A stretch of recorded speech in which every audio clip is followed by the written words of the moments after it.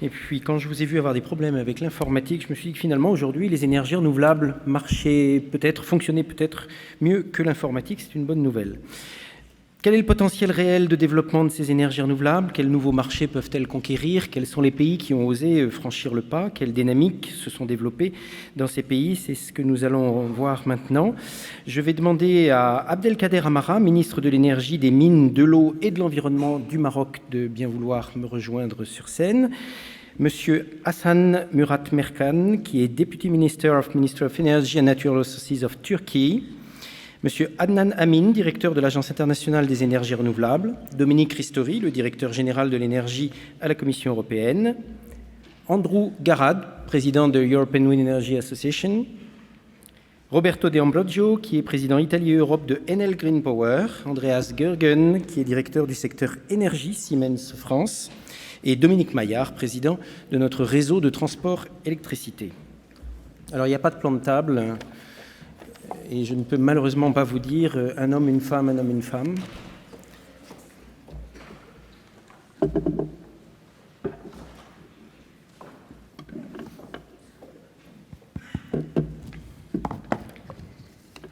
Alors, nous avons eu beaucoup de pistes qui nous ont été données ce matin. Je voudrais donner en premier la parole à Abdelkader Amara, ministre de l'Énergie, des Mines, de l'Eau et de l'Environnement du Maroc.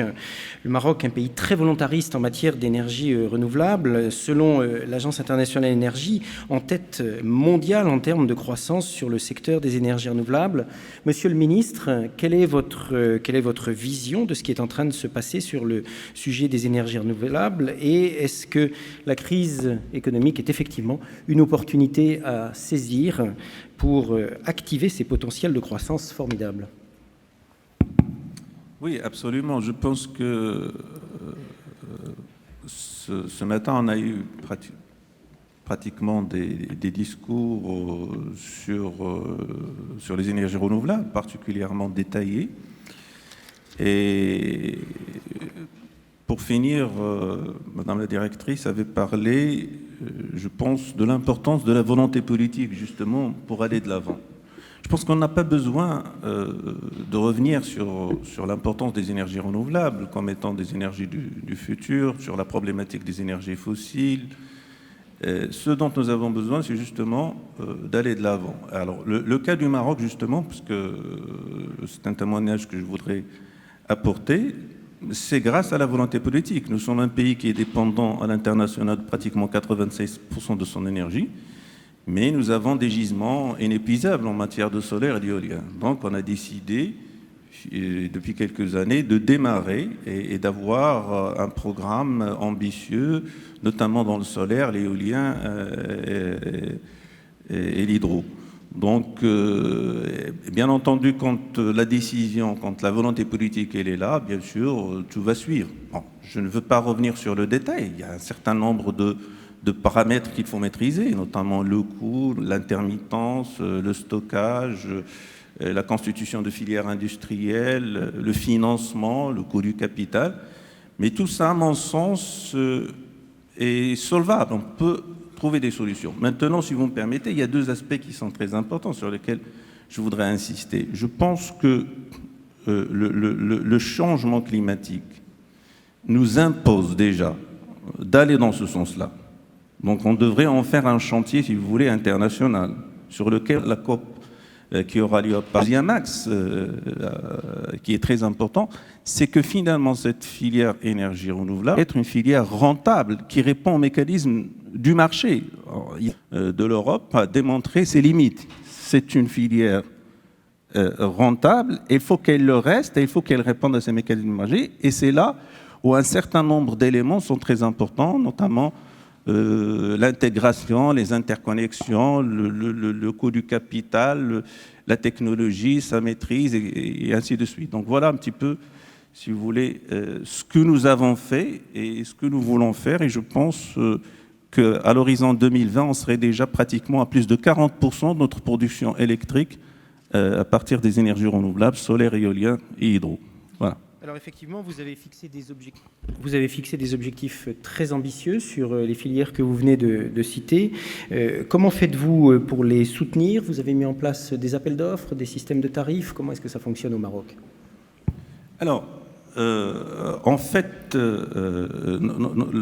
l'expérience que nous avons menée, donc on s'est fixé donc à l'horizon 2020, comme je l'avais dit, donc d'atteindre pratiquement 6000 mégawatts entre l'éolien solaire et l'hydro. Pratiquement sur l'éolien, on est pratiquement déjà, on serait à 2000 mégawatts. Sur l'hydro, sous peu, on bouclerait les 2000 mégawatts. Sur le solaire, on a commencé, bien sûr. Tout le monde sait qu'on avait commencé par Ouarzazate, la station de 160 mégawatts sur le CSP. Alors, je dirais que sur le plan du financement, il y a de l'engouement pour le financement. C'est pas ça ce qui manque. Bien sûr, il faut un coût assez élevé. Bien sûr, nous avons fait tout un certain nombre de montages financiers pour qu'on puisse, si vous voulez, le rentabiliser en le rapportant à des pics que nous avons dans la journée. Mais à long terme, ce qui finalement devrait être financé quelque part, et c'est le contribuable qui va le financer, ne peut avoir, je dirais, sa durabilité que dans un cadre d'un système plus intégré, dans lequel, bien sûr, il y aurait un échange de cet électron vert qui devrait un petit peu voyager entre les pays et donner une certaine rentabilité. Mais je vous réponds, au Maroc, nous n'avons pas fait de système de subvention. Il n'y a pas de feed-in tarif au Maroc. Hein. Bon. C'est un financement sur un certain nombre d'années. Ce gap, on l'a refinancé dans ces montages, bien sûr sur un certain nombre d'années dans lesquelles on devrait bien sûr répondre à un certain nombre de questions. Alors, ceci dit, nous avons entamé d'autres chantiers, à savoir donc l'ouverture de notre marché électrique aux acteurs privés qui ne sont pas nécessairement des acteurs qui vont investir avec des garanties d'achat. Donc ça nous permettrait justement, en ouvrant la moyenne tension et la basse tension, d'être dans un système un petit peu où nous allons faire jouer les mécanismes du marché. Mais tout ce que je suis en train de vous dire, c'est on est en train de faire des expérimentations, j'ose dire, grandeur nature. Donc bien entendu, dans les années à venir, on serait plus fixé sur un certain nombre de paramètres que nous estimons globalement prometteurs.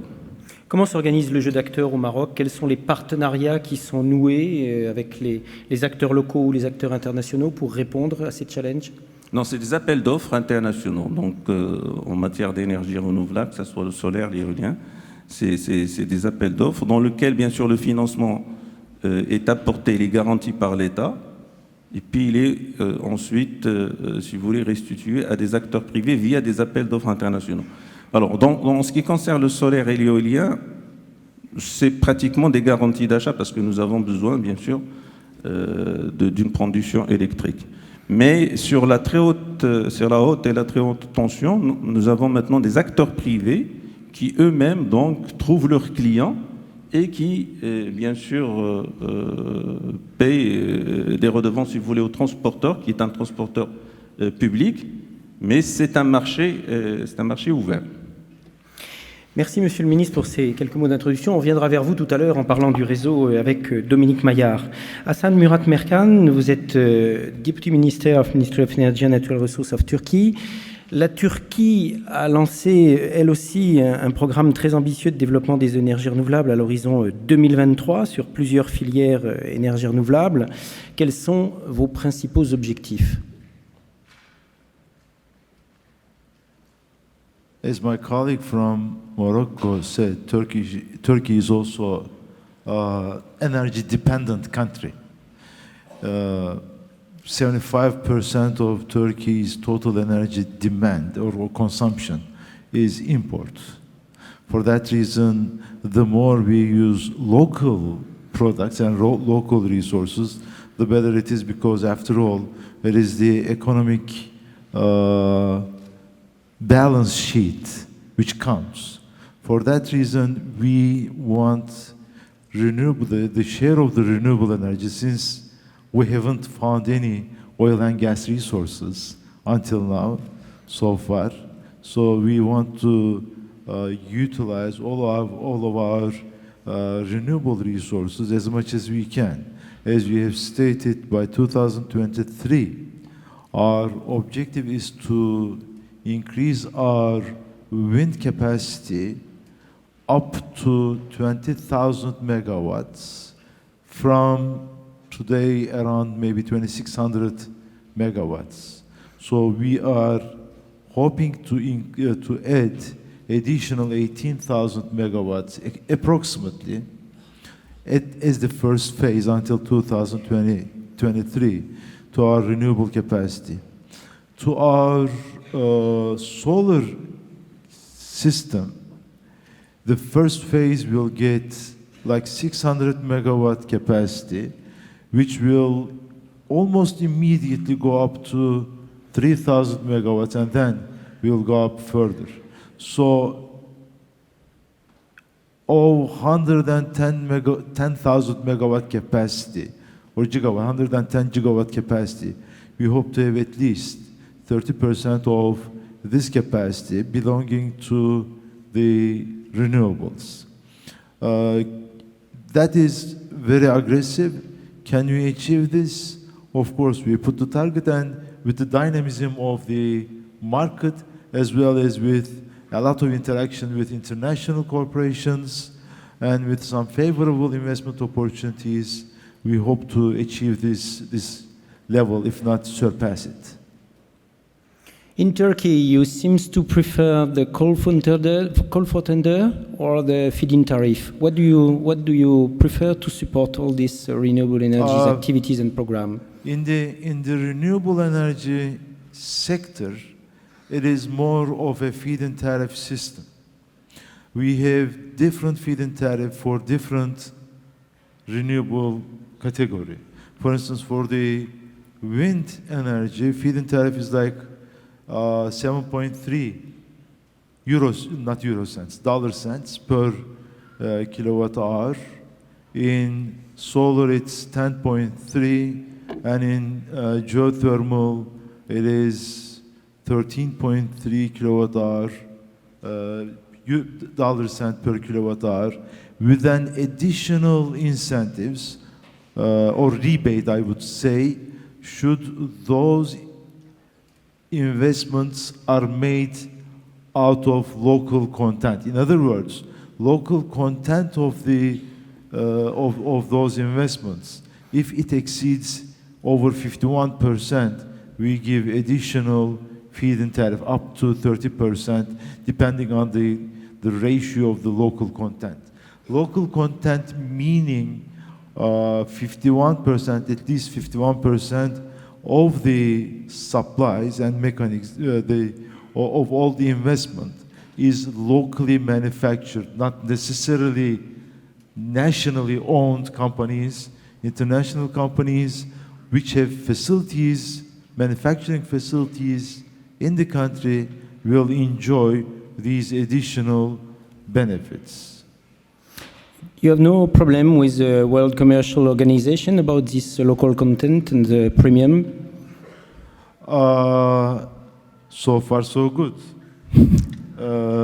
We don't have any, we haven't faced any difficulty, because local content doesn't mean that manufacturing should be made by a local company.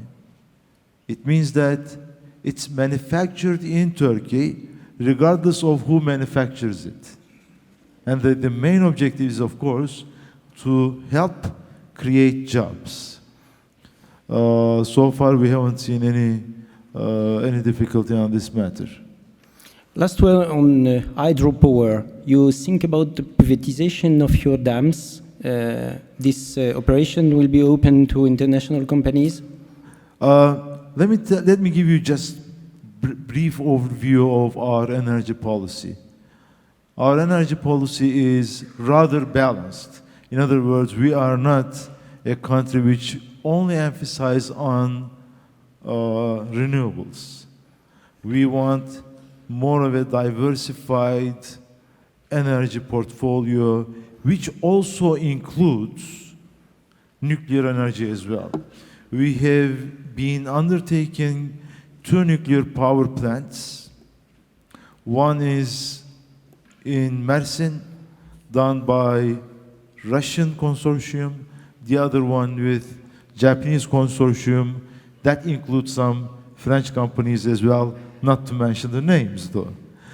Now the reason I say this is because those nuclear projects require some purchasing guarantee by the government, and at the same time, Turkish generation company will have minority stakes in those big ticket items, nuclear power plants. For that reason, in order to reduce the cost of the state generation company, we are going to retain some of the big hydropower plants in the portfolio of the state. But everything else will be privatized. But those big hydropower plants like the one in Keban, Atatürk, Sarıyer, and a few others will not be privatized in order to reduce the weighted average cost of the electricity. That will be generated through nuclear power plants, and also that will offset those feed-in tariffs given to renewables. By the way, those feed-in tariffs will apply only for 10-year period. It's not going to be forever feed-in tariffs. It will be applied for 10-year period only. Thank you, Mr. Deputy Minister. You will have a possibility to react just after we speak about the grid. Monsieur Adnan Admin, vous êtes directeur de l'Agence internationale des énergies renouvelables, l'IRENA, créée en 2009 et dont le siège est à Abu Dhabi. Vous avez accueilli au mois de janvier de cette année la 4e Assemblée générale des membres de l'IRENA, plus de 120 pays. Quelles ont été les avancées? Thank you very much. And I think let me start by recalling that our first assembly was in 2011, April. So it's been less than 4 years that we've been a formal international organization. We're the youngest international organization in the world, the first to be created in nearly 4 decades, at a time when everybody is fed up with the creation of new international organizations. And I think that is a very significant fact. Why was this created and what has happened as a result of it? And in the 3 years that we've been functioning, if you look at the outcome of our last assembly, we had over 140 governments involved, 120 international and national organizations dedicated to renewable energy. We had a growing budget over the last 3 years. I joke with the Secretary General of the UN, his budget is being cut and mine is growing. He has some problems about that. But the reason that all of this is happening, and the fact that we are seeing historically the fastest rate of ratification of the IRENA statute of any international agreement, is because the reality of renewable energy is here today. And I think that level of engagement that we're seeing from governments is extraordinary. And what we've created in the framework is a government-owned program that looks at what are the key opportunities for renewable energy in the future, and looks at it from the perspective of how do we create the business case for an economic value to renewable energy, and how do we have international cooperation that makes it grow. So we've achieved now a number of, I think, very significant outcomes. We launched the global roadmap for 2030. We're part of the Sustainable Energy for All initiative of the UN Secretary General that Mr. Confin mentioned earlier, and we are responsible for the renewable energy hub function within that initiative. The initiative has a target of doubling renewables by 2030, doubling efficiency by 2030, and having universal energy access by 2030. Our problem was, what is a roadmap to get there?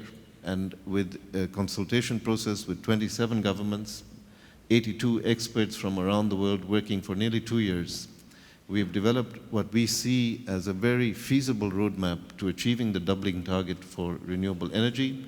It lays out all the policy options, and it gives us the perspective that we can achieve doubling with cost neutrality. I think that is the critical issue when you are dealing with an economic climate in which everybody is looking at the cost, and the narrative on renewable energy today is the costliness of the energy options.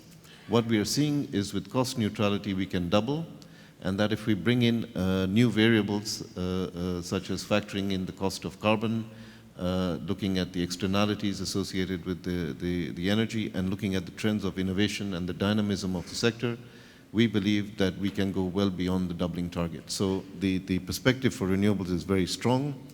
We've launched the Coalition for Social Acceptance that was also mentioned by several who spoke today. Many of the sectors of the energy industry have very clear messaging. They have a consistent message, whatever the companies are. The problem in the renewable energy space is that we are all saying different things at different times. And we got together with a number of very large private sector organizations and groups that are supporting renewables to see how do we create a coalition that will begin to attack the myths that exist that are repressing the move to renewable energy. So that coalition has been launched with about 30 partners, including some of the major renewable energy companies. We've announced the outcome of the first round of funding under the Abu Dhabi Development Fund. We have a $350 million facility for projects in developing countries. We are selecting innovative projects that can help to drive down the cost of investment. And we also had the African ministers with us. We've launched what we call the Clean Energy Corridor for East and Southern Africa that runs all the way from Cairo to Cape Town, utilizing the massive resource potential of the Rift Valley and launching a process to develop interconnection among all of these economies, develop a much larger market. And what we have begun to see in this market is that the investments are coming in often below the cost of power generation using conventional methods.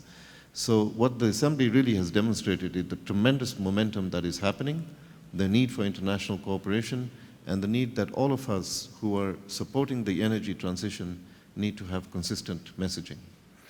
One more question, maybe. It has been said this morning, what about the people, millions of people who don't have access to energy? Are you strongly working on that topic? Is it the main topic of your African corridor? What is the role of IRENA for those people?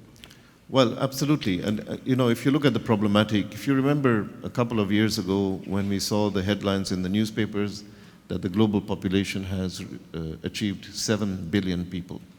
Everybody was shocked. For about a week, there were headlines about how this was a problem, there were resource constraints and so on, and then we went back to business as usual. By 2030, we will have 9 billion people on this earth. We have the same resource constraints, and what Mr. Confin said, that if we continue with the current system that we have, we will not achieve energy access, and we will not achieve sustainability, and we will be locked into a trajectory of climate change that will be transformative in a negative way. So energy access is, I think, the real driver for renewable energy investment in many areas where the capital doesn't yet exist for grid extension. At the moment, we have 1.2 billion people in the world, mostly in the developing world, who do not have access to modern energy services. Our remap options are looking at a substantial change in that, but with population growth, even with the doubling target of renewable energy, we will have 1 billion without access. So what that indicates is that we need to find sustainable ways of providing energy to these people, and that's very much a focus of what we're going to be looking at. One last short question. Do you think IRENA is well known all over the world? I'm not sure it is the case in France. What can you try to increase the visibility of the agency? I think it's still 3 years old. I think we are well known among the governments. Our ministers were with us at the Assembly. As I mentioned, we had about 70 ministers with us, several heads of state. The private sector increasingly is very much linked to what we are doing. The big renewable energy companies in Europe that are looking at opportunities for growth of markets in emerging countries are very interested in international cooperation. But we are not yet well known in the general public. And I think that as we begin to develop the kind of products that can get real public attention, and we develop the rigor around some of the analysis that we are undertaking, then a communications effort needs to be much stronger, and we need the help of everybody here. because we are all of the same persuasion in terms of sustainable energy for the future. Thank you, Mr. Amin. Dominique Ristori, directeur général de l'énergie, Commission européenne. La publication des objectifs 2030 fait apparaître un point de visée à 27%. Quels sont les éléments de contexte? Qu'est-ce qui nous oblige à revoir les ambitions? Merci. D'abord, au niveau européen, au niveau de la Commission, au niveau de l'Union européenne, on aborde ensemble énergie et climat. Premier point. On a été le premier à promouvoir cela.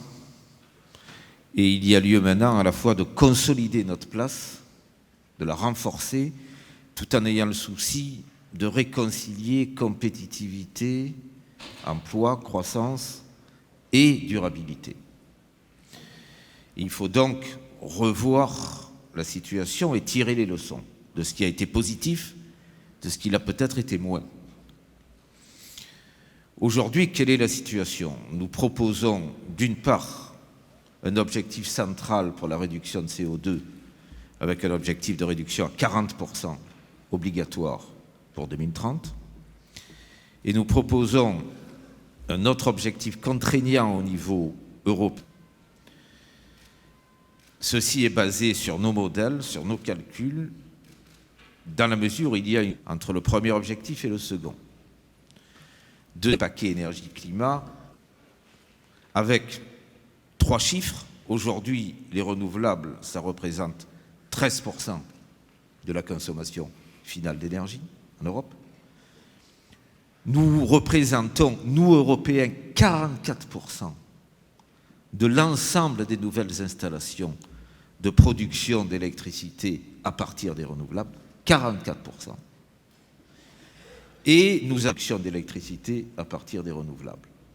Nous irons très au-delà d'ici à 2020, on sera très au-delà de 30% pour cette production électrique à partir des renouvelables. Et notre objectif, c'est de continuer d'être au moins aux alentours de 45% en 2030. Donc nous avons progressé très vite, avec parfois des défauts en cours de route. Par exemple, sur le photovoltaïque, 77% des nouvelles capacités installées l'ont été en Europe, et en même temps, 80% des équipements industriels ont été construits à l'extérieur de l'Europe, et notamment en Asie. Deuxième élément, les difficultés constatées pour intégrer mieux les renouvelables, donc une énergie variable ou intermittente, dans les réseaux. Dominique Madiar y reviendra tout à l'heure. Troisièmement, des difficultés au niveau de certains systèmes nationaux de support, à l'origine de coûts parfois incontrôlés ou de distorsions de concurrence. À partir de là, ce que nous proposons, c'est une ligne et un cadre réglementaire plus orienté vers le marché, dans le sens d'ailleurs préconisé par la directrice exécutive de l'Agence internationale de l'énergie. Nous croyons qu'aujourd'hui, cela est possible, et on l'a bien vu dans ces démonstrations, avec des coûts divisés par 2 ou plus pour le photovoltaïque ou pour l'éolien terrestre. Et il faut organiser cela de manière progressive en utilisant tous les moyens que donnent à la fois les objectifs européens et le cadre européen. Je rappelle que nous avons un cadre réglementaire qui est probablement parmi les plus avancés dans le monde et qu'il faut le faire évoluer de manière à mieux concilier, à ne pas opposer, ça c'est très important, durabilité et compétitivité. Et nous croyons qu'aujourd'hui, cela est possible, en particulier avec les énergies renouvelables. Le ministre Pascal Canfin a dit ce matin, je cite, « Nous n'avons rien à gagner si nous ne mettons pas en place des objectifs contraignants ». Est-ce qu'on s'oriente vers une logique de sanctions maintenant ? Notre proposition, la proposition de la Commission pour les énergies renouvelables, c'est un objectif contraignant au niveau européen, laissant plus de flexibilité aux États membres de déterminer en fonction de leur mix énergétique, en fonction de leurs caractéristiques propres. Certains peuvent faire plus de solaire, moins d'éolien, plus d'efficacité énergétique ou autre chose pour arriver au même résultat. Mais si vous voulez, notre examen de la situation, y compris au travers des plans nationaux, nous démontre que nous avons toutes les chances non seulement d'atteindre 27%, mais de dépasser 27%, dans la mesure où certains pays ont déjà entamé la mise en place de plans nationaux jusqu'à 2030, allant très au-delà de ces montants. C'est le cas en Allemagne, en Autriche, au Danemark ou ailleurs. Et par conséquent, nous sommes confiants d'assurer une mise en place cohérente de cet objectif avec une contrepartie à la flexibilité qui sera un nouveau système de gouvernance permettant, depuis la préparation des plans nationaux jusqu'à leur mise en œuvre, d'assurer que nous serons bien sur une ligne de progression importante. Et nous y croyons d'autant plus que cela nous paraît être dans l'intérêt de tous. À un moment où, on le voit, beaucoup d'économies, notamment les économies émergentes, progressent sur les énergies renouvelables, il est de notre intérêt de maintenir l'Europe en tête de la décarbonisation des économies, mais en tête aussi de celles qui le font de manière compétitive. Au début de votre intervention, vous avez brièvement évoqué les réseaux. Votre direction générale assure la gestion des programmes de soutien, entre autres financiers, aux réseaux transeuropéens. Est-ce que vous croyez qu'on peut développer massivement les énergies renouvelables sans revoir complètement l'organisation du réseau électrique, l'organisation technique, la gouvernance, peut-être Non, les TSO? Il faut revoir cela. Vous savez que lors de la grande négociation budgétaire, il a été convenu de créer une nouvelle ligne sur Connecting Europe, dotée de plus de 5,8 milliards d'euros, qui sera destinée à soutenir les projets d'intérêt communautaire allant dans cette direction. L'ensemble des gestionnaires de réseaux progressent pour une définition de nouveaux réseaux dits intelligents qui prennent en compte l'élément renouvelable, c'est-à-dire l'élément de production d'électricité décentralisée. C'est un défi, mais c'est très important, non seulement pour assurer le raccordement de la production d'électricité à partir des renouvelables au réseau, mais aussi pour assurer des échanges et une sécurité des réseaux plus grande à l'échelon européen. Je veux dire par là qu'il y a un double défi, un défi qui se situe au niveau national, mais un défi qui se situe aussi au niveau européen. Il y a beaucoup de sujets sur lesquels on pourrait discuter, innovation, R&D, etc. Juste peut-être un dernier mot. L'Airbus de l'énergie, vous l'imaginez comment?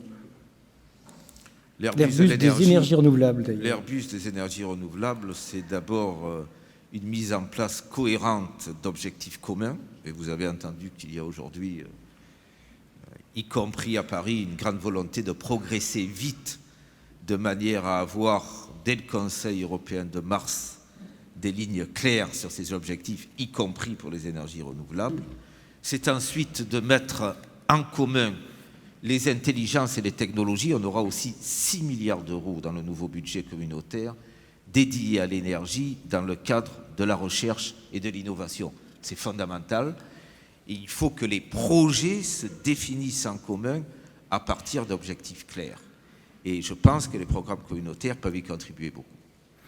Merci Dominique Ristori. Roberto De Ambrogio, vous êtes président Italie et Europe de Enel Green Power. Au cours de la seule année 2011, je me souviens, l'Italie est passée d'un seul coup de 2 à 12 gigawatts de photovoltaïque installés. Alors, est-ce plus facile de faire des énergies renouvelables en Italie? Est-ce plus facile dans d'autres pays sur lesquels vous intervenez? Quelles seraient vos recommandations à ce sujet compte tenu de votre retour d'expérience? Oui. Je commence quelques secondes pour présenter Enel Green Power. On est présent dans 18 pays. Et on a la possibilité chez Enel Green Power de comparer les pays, pas seulement d'un point de vue théorique, mais aussi pratique, effectif. Parce qu'on a un comité d'investissement dans lequel les projets ont une compétition interne. Et les meilleurs projets, avec une meilleure stratégie, avec les meilleurs retours d'investissement, gagnent sur les autres. Je dis ça parce qu'en effet, si on part de France, en France on est présent avec 180 MW dans l'éolien. Notre stratégie est d'avoir plus de technologies, beaucoup de technologies. On est présent dans l'éolien, dans l'hydroélectrique. dans le solaire, dans la géothermie et dans la biomasse. Et en France, bien sûr, on est intéressé à développer les nombres de projets qu'on a de développement. Et aussi, on va peut-être en parler après dans la table ronde, intéressé comme groupe Enel aux concessions hydroélectriques qui vont se passer dans les prochaines années. Sur le commentaire sur la France, je commence par la partie positive. Bien sûr, la France a une stabilité économique, politique, ça va sans dire, une stabilité réglementaire, même maintenant avec les discussions sur le thème des aides d'État. Même aujourd'hui, le ministre nous confirmait que la volonté du gouvernement est de confirmer les tarifs pour l'éolien, les structures existantes. Et aussi, on voit, et ça m'amène à parler des aspects moins positifs, il y a une volonté de simplifier l'aspect de permission et des procédures administratives qu'on a en place. On a commencé avec certaines régions. Certaines régions ont une autorisation unique qui se substitue au permis de construire et à ce qui est nécessaire comme permis pour construire les usines éoliennes. Mais sur ça, je crois qu'il faut faire un effort plus important. Je vous donne quelques chiffres. Là, le temps moyen pour développer de l'éolien en France est entre 6 et 8 ans. Si vous faites une comparaison avec l'Allemagne, en Allemagne, on parle entre 2 ou 3 ans. Et en effet, il y a une recherche, une étude du CERC qui dit que pour rejoindre les objectifs que le gouvernement français s'est donné en 2020, en termes, je parle d'éolien, il faudrait un temps pour rejoindre les permissions administratives de 2 ou 3 ans. C'est-à-dire qu'il faudrait réduire plus que la moitié les ans qui sont nécessaires pour faire ça. Il y a en France, pour donner quelques chiffres, en 2013, en France, on a installé 630 MW. Si je me rappelle bien, en 2010, c'était 1100. Et pour rejoindre les objectifs de 19 000 MW en 2020 éolien, il faudrait, pour les prochaines années, avoir 1500 MW éoliens installés, c'est-à-dire plus que le double de ce qu'on a fait en 2013. Ce n'est pas facile. Ce n'est pas facile parce qu'en effet, les taux de recours en France sont très élevés. Une estimation, c'est entre 35 et 40% des permis de construire obtenus ont une appel légal. Et ça, c'est parce qu'il y a des organisations organisées qui s'opposent aux énergies renouvelables, mais aussi parce qu'il y a un droit, je dis, assez complexe qui favorise aussi les recours en termes de vices de forme. Et très souvent, ce qu'on a vu, même quelquefois, malheureusement, sur nos projets, c'est que le vice de forme est le moyen pour annuler des permis de construire. Le raccordement et des temps de raccordement ne sont pas en cours et même les coûts sont assez élevés. Il y a une discussion, les nouveaux usines qu'on va mettre, on va payer entre 40, 50, 600 000 euros par mégawatt pour développer le réseau, pour rejoindre le réseau national, pour rejoindre où on a développé. Et dernièrement, il y a aussi des, je l'appelle verrous techniques, c'est-à-dire il y a des contraintes qui sont par exemple radar militaire plutôt que Météo France, qui, tout ça mis ensemble, nous porte à avoir une autre donnée que je peux dire aujourd'hui, le moyen éolien installé, c'est 7 MW. Et ça, comme beaucoup de monde ici sait très bien, la difficulté pour développer un projet n'est pas proportionnelle au mégawatt. Il ne faut pas arriver jusqu'à faire des comparaisons avec, je sais pas, avec les États-Unis où, par exemple, Enel Green Power a des projets à 250 MW. Ça, c'est différent, c'est aussi des régions différentes, il ne faut pas comparer. Mais si la moyenne en France est 7 MW, c'est-à-dire que pour un investisseur international, il faut considérer des temps assez élevés, des coûts qui ne sont pas trop bas, Et aussi le fait que pour rejoindre une dimension significative dans le pays, ce n'est pas facile parce qu'il faut ajouter beaucoup de projets.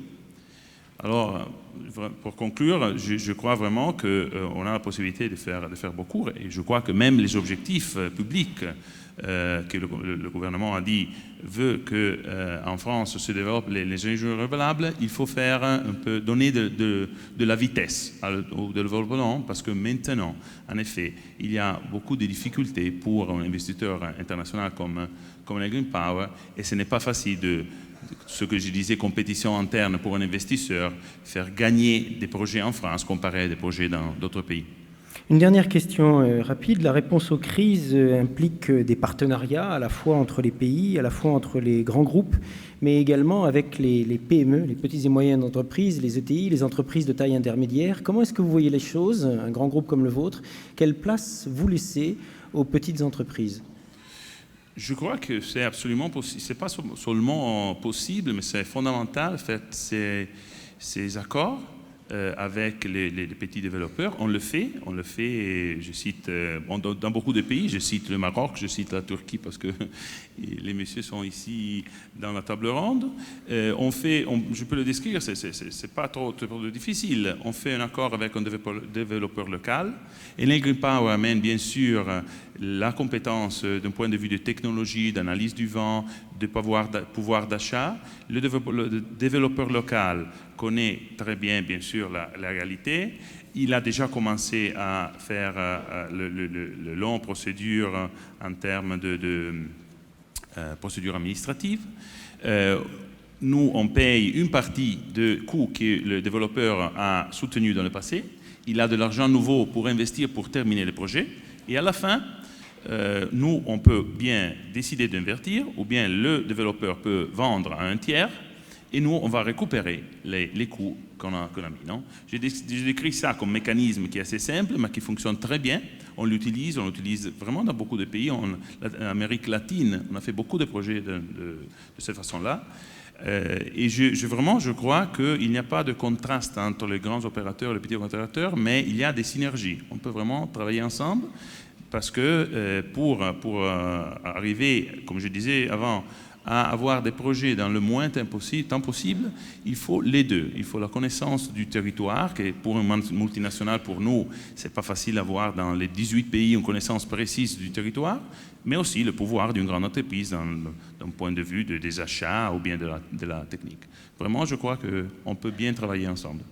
Merci Roberto De Ambrogio. Nous allons maintenant traverser la Manche pour retrouver Andrew Garrad. Il est président de l'EWEA, European Wind Energy Association, mais beaucoup d'entre vous le connaissent plus sur son activité passée. Juste il y a quelques mois, il était fondateur de Garrad Hassan à Bristol, devenu GLGH avec la fusion avec Germanischer Lloyd, puis aujourd'hui DNV GL. Il est la preuve vivante de ce que l'on peut faire avec l'éolien, parti de 2 personnes. Il a presque fait mieux que dans le CID, puisque partir 2, ils se trouvèrent 14 000 à l'arrivée, puisque le groupe DNV aujourd'hui c'est 14 000, dont 1 000 sur les énergies renouvelables. Fort de ce retour d'expérience, Andrew, quelle est votre vision sur ce qui est en train de se passer aujourd'hui sur l'éolien et sur l'apport de cette, peut-être, entre guillemets, locomotive des énergies renouvelables à l'économie?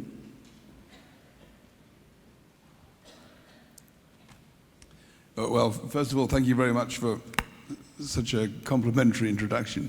And maybe I could just say it's an honor to be here on the 20th anniversary of this association, where so much has been achieved.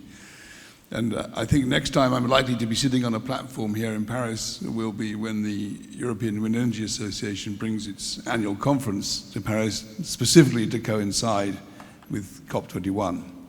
And it was very, very refreshing and reassuring to hear Mr. Fabius talking this morning, and I feel that was music to my ears.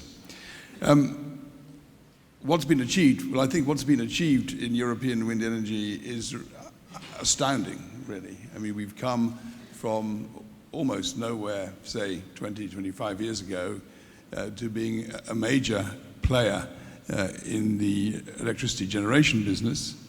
We heard earlier on that 70% of the new connections, new generation connected to the European grid was renewables, and 26% of that was wind. Wind is now producing 8% of Europe's electricity needs, and we anticipate by 2020 that'll probably double to about 16. It employs 300,000 people, and again, we anticipate by 2020 it'll probably employ about twice, about 600,000. We have two very good export markets on my right, and I've personally been involved both in the Turkish and the Moroccan market. Almost all of that technology is coming out of Europe into the foreign markets. So this is a very good business for Europe. Something like 4 billion net trade on the euros last year on the wind business in components only. But I think something which we don't talk enough about is security of supply. So when the wind is blowing over France, it's French wind. When it's blowing over Turkey, it's Turkish wind, and when it's blowing over Morocco, it's Moroccan wind. We pay a net sum of something like 400 billion euros outside Europe for our fuel right now. The wind is free. The wind is variable, but the wind is free. So we have established a major employer, 300,000 people, a major supplier of electricity, and we've reduced the dependence on foreign fuel in a relatively short length of time. Not even to mention the environmental benefits, which have already been covered very well by many other people. Most of that, at least in the last last decade or so, absence of similar target between now and the Council of Ministers in March. And that Energy Airbus Minister and the French, I would very much like seeing that the activities. I think the details of how the individual support is done every day learned about the overarching framework, like the 2020 targets, or about the individual details of any particular market. In our expose the subsidies that are being given to other forms of generation, I think perhaps if everybody else doesn't get subsidy in many ways, to this much more is facing major problems. So although we have continued to grow globally, we have been hugely successful, I think. Last year we saw an 84% reduction in the Spanish market. We saw a 65% reduction in the Italian market. We saw a 24% reduction in the French market, all because of political uncertainty now. We need immediate, the huge, that 14% reduction in levelized cost of energy with every doubling of capacity. That's an amazing achievement. It's much better than you get with most normal mechanical plant. It's happening all the time. It's a success story. It will continue to be a success story if there is political support. The cost will reduce. We will get to grid parity, whatever that means, in many places pretty soon. Last word, Andrew, about the grid. What are the recommendations of your association to enable the grid, the European grid, to welcome all the renewable energies? The characteristic of wind and other renewables is that the fuel is free. The fuel is also variable. And so the level of interconnection between the different countries, not just Europe, but I would say also to Morocco and to Turkey, is key. And so we see there needs to be a lot of work, both physical, new connections, which have just been happening between France and Spain, and are happening elsewhere, and in the market. So a transparent market and a much better interconnected grid would be a huge bonus, not just to wind, but to all renewables. So the size of the interconnected system has a huge effect on the value of the renewable energy that's put into it. It's a key part of our strategy. Thank you. Vous êtes docteur en droit, ancien élève de l'ENA. Votre expérience s'est construite autant en France qu'en Allemagne. Quel est le regard de cet industriel qui a un pied de chaque côté sur ce qui est en train de se passer en matière de transition énergétique en France? Pas seulement en France, et j'étais très heureux de la présentation qui a été faite par Maria, parce qu'elle avait, je ne sais pas si vous vous souvenez, elle avait un slide où elle disait c'est le power of transformation. Et effectivement, je pense que la transition énergétique, c'est sur 3 aspects. Il y a une vraie force de transformer une société et de peut-être un avantage de la France. Elle a organisé un débat de transition énergétique avant d'entamer la transition énergétique. Et quand on regarde ce qu'ont fait d'autres voisins de l'autre rive du Rhin, on a au moins d'un point de vue européen. Le premier point, une transition énergétique, situation en Allemagne. Il y a pas seulement une participation dure des propriétaires des moyens de production, des énergies % appartenant à des grands électriciens. Donc un changement de la structure capitalistique des moyens de production qui est assez profonde. Et le deuxième aspect, ce changement-là, c'est aussi un changement d'un système centralisé, fortement centralisé, à côté, qui va intégrer tout ça à la fin. Pour vous donner un chiffre, on a assuré 80% de la production électrique. Aujourd'hui, vous avez 1 million de moyens de production pour 20% de production électrique.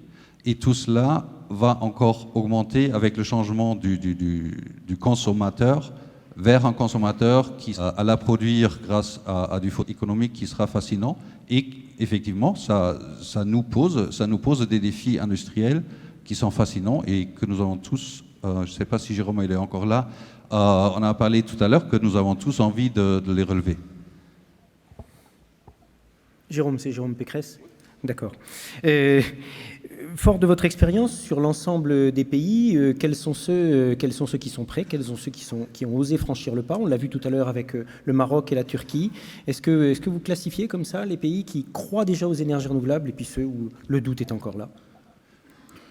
Non, pour une fois, on ne fait pas de classification parce que je pense que c'est une pensée peut-être romantique allemande, mais c'est un écrivain français qui disait que pour ce qui s'agit de l'avenir, on ne peut pas le prévoir, il faut juste le rendre possible. Et je pense que c'est cela. Donc il n'y a pas une transition énergétique, il y a une foultitude de transitions énergétiques. Et un des avantages des grands industriels comme nous, c'est d'être un outil industriel qui sert la transition énergétique dans les différents pays. Par exemple, au Maroc, nous avons le bonheur de former une équipe avec une entreprise française et de faire un parc de 300 MW dans l'éolien. Et nous sommes très heureux de faire cela. En Turquie, nous sommes très engagés à côté des amis turcs et dans des partenariats, par exemple dans des cycles combinés, qui ont un taux d'efficience de plus de 61%. Donc, il n'y a pas une seule solution. Il y a des pays qui sont en forte demande d'électricité, qui ont un autre mix énergétique. Et par rapport à l'Europe, peut-être serait-il temps de se reposer la question, pourquoi il y a 50 ans, quand les Européens ont créé la communauté européenne de charbon et acier, ils étaient disposés à mettre ensemble leurs moyens de production. 80% de l'électricité à l'époque était produite par le charbon. Et ensuite, avec l'Euratom, pourquoi ils ont trouvé un moyen pour mettre ensemble des moyens financiers pour pousser la recherche.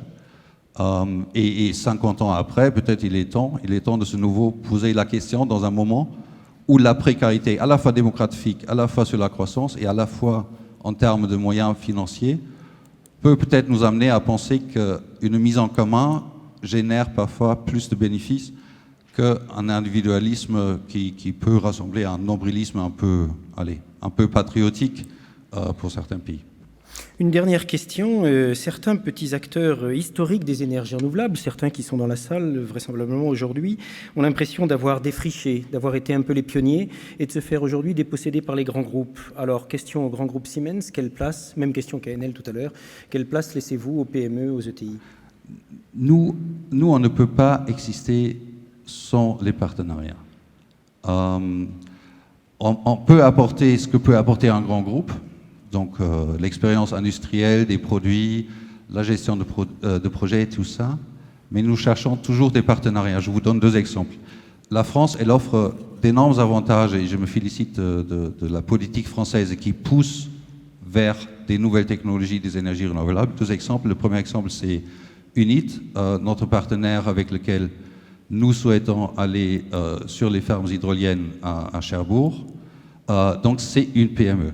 Donc elle a tout ce dont nous ne disposons pas, et les plus rapides et les plus pragmatiques, c'est un partenaire idéal. Deuxième exemple, juste pour aujourd'hui, nous allons annoncer prochainement que nous avons pris de la commande pour un nouveau parc éolien en France, avec un partenaire français, c'est Enertrag. Nous sommes très heureux de faire ce premier projet. Un projet terrestre ou offshore? C'est pas le offshore d'Enertrag de 2005? À ma connaissance, il y a 2 grands électriciens français qui ont déposé une offre pour les parcs offshore. Et dernier exemple pour les grands groupes. La semaine dernière, nous avons été extrêmement honorés par la présence de Monsieur le ministre Montebourg lorsque nous avons organisé une journée avec 200 fournisseurs français. Et parmi ces 200 fournisseurs français, vous avez un quota de 60%, de 2 tiers de PME TPI. Et ce n'est pas seulement pour le marché français. Par exemple, Rolex, qui fabrique des couronnes d'orientation pour des éoliennes de 6 MW. Donc les éoliennes 6 MW de Siemens, c'est des machines offshore qui ne tournent pas en France, pour répondre à votre question. Donc nous allons tout de suite avec Rolex sur l'export. Et ce partenariat-là, une intégration qui suit la chaîne de création de valeur industrielle, c'est pour nous un setup industriel qui peut être durable. Rolex, du groupe de Fontaine, une entreprise de Vendée, ils sont certainement dans la salle. Je ne parlais pas de l'appel d'offres numéro 1 bis, c'est-à-dire le mégawatt dont on est en train d'attendre les réponses. Je parlais de l'appel d'offres, l'autre, celui d'avant encore, de 2005, où il y avait eu 10 candidats, un projet retenu, celui d'Enertrag. Donc je me suis dit, tiens, finalement, ça va être des machines Siemens sur le projet Enertrag qui n'est toujours pas sorti. C'est une autre discussion. Dominique Maillard, vous êtes président du réseau de transport électricité, donc vous êtes notre gestionnaire de réseau 400 000 à 63 kV, vous êtes filiale à 100% d'EDF, 8 000 collaborateurs, 77 000 km de lignes, je parle sous votre contrôle, vous allez peut-être corriger, vous en construisez sans arrêt pour accueillir les énergies renouvelables notamment. Comme ça a été dit plusieurs fois ce matin, il faut interconnecter tout cela, il faut accueillir les énergies renouvelables qui se développent massivement. Quelle est la vision de celui qui doit assurer, quoi qu'il arrive, l'équilibre du réseau? Oui, bonjour à tous. C'est vrai que je représente un peu ici l'intendance, mais le fait que vous adressiez à moi signifie que vous vous occupez de l'intendance, c'est bien. Selon l'adage, si l'intendance ne suit pas, on sait qu'on a des ennuis. On n'est ni producteur, ni consommateur, mais on est entre eux. Et moi, je parlerai de partenariat aussi avec les énergies renouvelables. Je crois qu'on a dépassé, enfin en France, on a peut-être mis un peu plus de temps que dans d'autres pays, le stade où on considérait qu'il y avait une sorte d'opposition entre les réseaux et les grands réseaux qui auraient incarné une sorte de modèle très centralisé, et puis le développement des énergies renouvelables qui reposerait uniquement sur un modèle décentralisé. Je pense que la vérité est plus complexe. Certes, les énergies renouvelables sont décentralisées, certes, grâce à elles, on peut penser à des schémas, à des boucles locales, mais dès lors qu'on veut les utiliser plus intensément, plus intensivement, on a besoin de réseaux. Pourquoi? Ça a été dit par un de mes prédécesseurs, les énergies renouvelables, c'est ni un défaut ni une qualité, c'est une caractéristique, elles sont intermittentes. Donc elles ont besoin de flexibilité. Ça peut être une flexibilité temporelle, ça s'appelle le stockage. Ça peut être une flexibilité technologique, ça s'appelle les moyens de backup, de complément, parmi lesquels d'ailleurs il y a aussi des énergies renouvelables. L'hydraulique est un excellent backup pour le solaire ou pour l'éolien. Ça peut être ce que j'appellerais une flexibilité duale, c'est-à-dire agir sur la consommation pour qu'elle-même prenne en compte les caractéristiques de l'offre. C'est toute la réflexion sur la maîtrise de la demande, sur les réseaux intelligents. Et puis, il y a une dernière flexibilité, qui est la flexibilité spatiale, c'est-à-dire se dire on produit à un moment donné de manière optimale, notamment sur le plan environnemental, des énergies, ne mettent pas de CO2, un coût marginal nul. Et puis, il y a bien quelque part, sur une zone interconnectée, un endroit où on va consommer cette électricité. Et c'est là que les réseaux, d'abord de distribution, mais de transport, trouvent toute leur place. Ces différents instruments de flexibilité, ils ont des perspectives technologiques, ils ont des coûts, ils ont des potentiels différents. Aujourd'hui, vous allez dire que je plaide pour ma paroisse, L'instrument de flexibilité qu'on a déjà, qui est disponible, qu'on peut encore renforcer, c'est le réseau.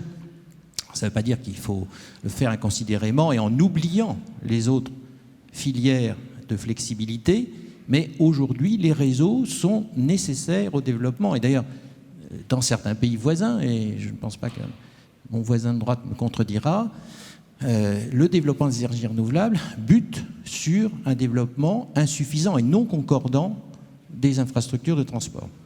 Alors, dans ce cadre-là, effectivement, il y a une place très importante pour les interconnexions. Nous avons évalué pour le seul cas français qu'il faudrait, d'ici 2025, doubler la capacité d'interconnexion avec nos voisins, c'est-à-dire en gros la faire passer de 12 000 MW, son niveau actuel, à peu près 25 000 MW. Alors, on peut dire, c'est un problème technique, mais on a la capacité de le résoudre. C'est un problème industriel, mais on peut le traiter. C'est un problème financier, mais ça ne représente finalement, j'allais dire, que 3,5 milliards en 12 ans, c'est-à-dire 300 millions d'investissements par an, alors que nous-mêmes et nos collègues de la distribution, on investit aujourd'hui en France 4,5 milliards. Donc c'est commensurable avec nos capacités, même s'il faudra être vigilant. La seule inquiétude que j'ai, c'est notre capacité de mener à bien ces procédures en temps voulu. Et là, moi je me tourne vers les pouvoirs publics, européens, nationaux, et puis la collectivité que nous représentons. Au fil du temps, et je crois que notre collègue Denel l'évoquait aussi pour le développement des infrastructures, on a sédimenté les procédures, avec de bonnes raisons. Nos concitoyens ont une grande appétence pour la concertation, ils veulent comprendre, il n'y a pas de paroles révélées, mais aujourd'hui, il faut plus de temps pour développer les capacités d'interconnexion ou de renforcement des réseaux qu'il n'en faut pour développer les moyens de production, même si, au gré des investisseurs, parfois ces délais sont un peu longs. Un exemple très concret, on a cité les chiffres de développement, je crois, de l'Italie qui en une seule année a mis en place presque 9000 MW de panneaux photovoltaïques, même si le rythme actuel est plus ralenti. C'est vrai qu'en France, le rythme est plus élevé. Nous avons mis en service l'an dernier une ligne 400 000 volts de 200 km en Normandie. Certes, elle permettra d'écouler la production de l'EPR de Flamanville lorsqu'il sera en service, mais elle dégage aussi des capacités d'accueil pour les énergies hydroliennes qui notamment peuvent se développer dans le Cotentin. Elle aura une capacité d'accueil d'environ utile de 3000 à 3500 MW. Il nous aura fallu 10 ans pour la réaliser. 8 ans et demi de procédure, 15 mois de travaux. Je n'ai pas de commentaire à faire. C'était une très grosse ligne, justement, parce qu'il y avait l'EPR. Si elle n'avait été que pour les énergies renouvelables, elle serait peut-être allée plus vite. Je ne vous ai pas pris le pire exemple. J'aurais pu parler de France-Espagne. Ah oui, mais ça fait 30 ans. D'accord. 25 ans. Mais ça y est, elle avance, France-Espagne. C'est un maillon très intéressant. Oui, on se rapproche d'ailleurs du Maroc. Je pense que ce sera une grande année. Les travaux seront finis du côté français à la fin de cette année. Je pense que du côté espagnol, il y aura peut-être 6 mois de plus parce qu'il y a des difficultés de dernière heure pour une partie aérienne du tracé, alors que le tracé est intégralement souterrain du côté français. Donc, effectivement, on en a parlé depuis longtemps, ça voit le jour. Mais effectivement, 25 ans après. Alors peut-être une expérimentation, si elle avait été faite il y a 25 ans, on ne l'aurait peut-être pas fait en courant continu. Or là, ça devient intéressant, ça devient un premier maillon d'un grand réseau. C'est aussi l'occasion de développer de nouvelles technologies. On a une pression à la fois, bien sûr, environnementale, par exemple pour la mise en souterrain. On a une pression sur les coûts, parce que, évidemment, ça coûte beaucoup plus cher qu'une liaison aérienne. Donc ça a été l'occasion de développer, d'ailleurs avec un certain nombre de fournisseurs, que je ne mentionnerai pas, mais j'en ai qui sont tout proches, sur les technologies du courant continu. Et ça permettra aussi, d'ailleurs, de montrer, de tester l'insertion d'éléments de courant continu dans des réseaux à courant alternatif. Et on en aura besoin.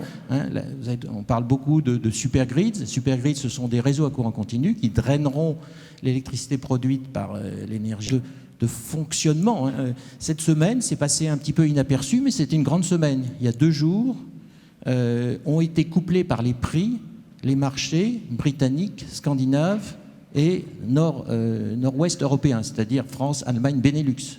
Ce qui veut dire maintenant, c'est une zone de prix commune, ce qui ne veut pas dire que les prix sont constamment communs, parce qu'il y a des congestions, justement, parce que ces interconnexions physiques sont insuffisantes, mais ce couplage a eu lieu. Alors, comme c'est un peu technique, nos amis journalistes, mais vous en êtes, donc je suis sûr que vous allez leur expliquer, n'en ont pas encore beaucoup parlé, mais c'est une date fondamentale.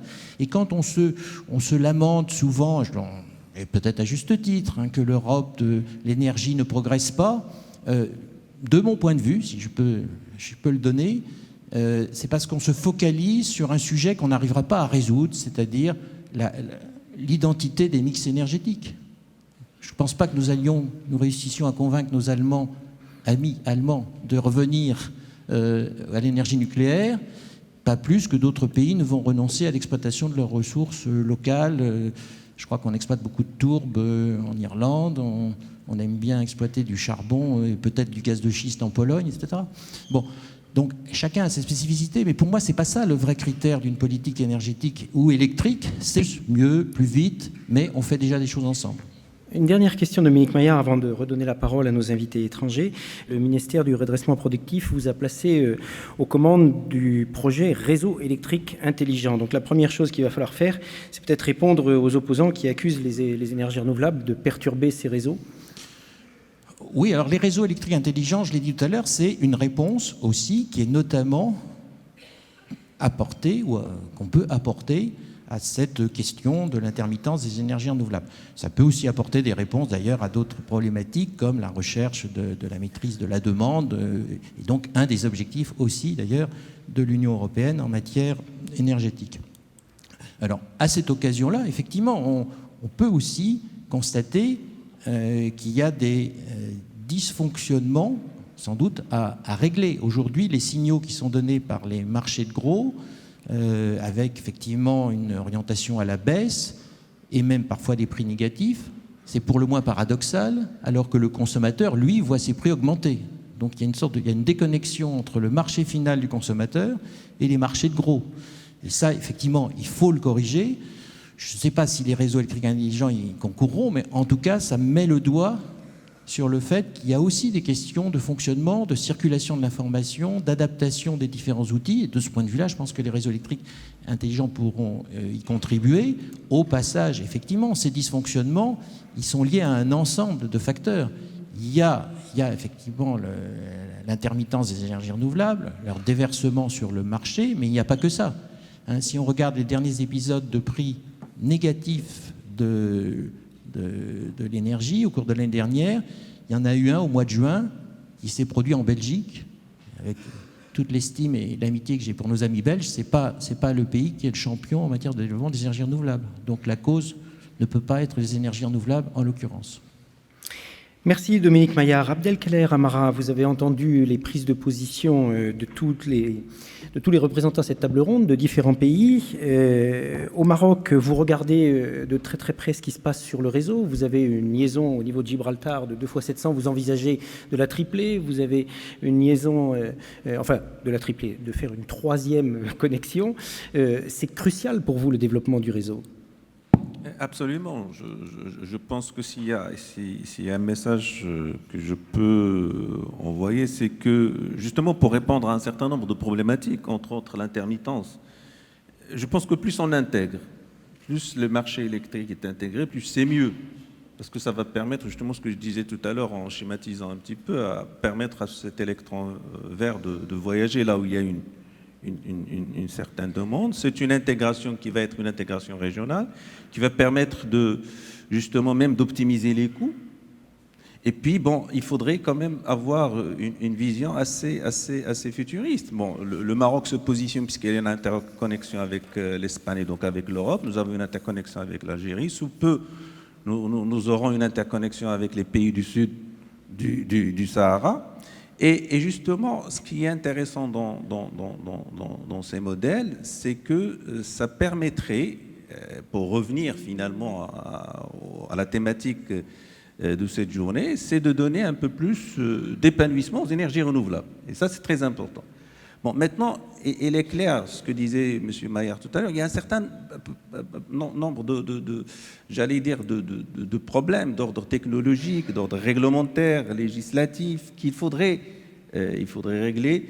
Et ça ne peut se faire que s'il y a effectivement une volonté. Parce que quand j'entends que, par exemple, une interconnexion peut durer 25 ans. Ça veut dire que finalement, je me dis qu'on n'est pas au rendez-vous, on ne serait pas au rendez-vous au vu de ce qui se passe à l'international. Bon, maintenant, pour revenir au Maroc, je ne veux pas être, si vous voulez, nationaliste pour parler uniquement de mon pays, mais il est clair que dans notre vision, l'intégration des marchés électriques, pour nous, est très importante, parce que nous allons produire, c'est vrai, pour le marché local, mais il est clair que nous avons nos yeux qui sont fixés sur l'export, ça va de soi. Mais dans une logique économique gagnant-gagnant, dans une logique de rentabilité. On n'est pas là en train de parler d'autre chose. Et c'est à ce moment-là qu'on devrait un petit peu revoir ce qui se passe. Alors, je n'oublierai pas de dire que quand on parle de l'intégration, il y va d'un certain nombre d'autres éléments qui sont importants. Parce que les deux rives de la Méditerranée, c'est la stabilité. La stabilité est très importante aussi bien pour la rive sud que pour la rive nord. Et l'énergie, c'est une composante très, très importante, cruciale, névralgique pour le futur de la région. Merci, Monsieur Hassan Murat Merkan. What about the grid in Turkey? Are you ready to welcome all the renewable energies activities, program, project on your grid? Yes, so long they are competitive and so long it continues to sustain the economic growth of the country. Now, renewable energy cannot be, we cannot develop strategy for renewable energy only without considering its impact over the whole economy. And that was the discussion this morning. You know, it is very important that integrated approach is needed to reduce the cost and effectiveness of the renewable energy in order to compete in other forms of energy, especially the one coming out of the United States through shale gas. We need probably some sort of an econometric analysis for your institution or for IRENA. How much of energy intense related jobs are lost through these imbalances of energy cost? For that matter, we need coordinated and integrated approach, not only in terms of inviting renewable energy in our country, but also in terms of integrating all R&D facilities and resources. In order to reduce the cost, yes, I can tell you, my country welcomes all sorts of renewable energy because we don't have oil and gas. I wouldn't be very comfortable saying this if we had some oil and gas. Turkey's, for instance, only wind capacity can go up to 48,000 megawatts if we increase our transmission lines to higher elevations in the mountains. Or if we, for instance, open our seas for offshore wind energy. We have huge potential, but we need to be very clever in developing our renewable energy industry by taking into account all the experiences that Europe had faced until now. Thank you. Mr. Adnan Amin, you make a lot of study about the cost of renewable energy. What is your reaction about what you have heard, and how do you oh, sorry. What about your studies? What are the conclusion of your studies? Sorry. Well, I think we've done a number of studies that are very central to the economic argument for renewable energy. One of them is on the cost of technology. So we have a very innovative agreement we've made with private sector actors whose information is often confidential, where we've created an IP protection for their information about project costs. And as a result of that, we have real life information from projects in the field about technology cost. What that shows is dramatic decrease of costs of all the major modern renewable energy technologies, especially as you go to scale. Andrew mentioned that the cost of wind comes down 14% every time you double capacity. It's even more for solar PV, solar CSP, offshore wind, and so on. So what we are seeing is that we are living in a period of very fast declining cost. At the same time, I think one of the great things about this meeting for me was a reaffirmation once again that at least in Europe, the principle of the energy transition is accepted. It's not the case everywhere.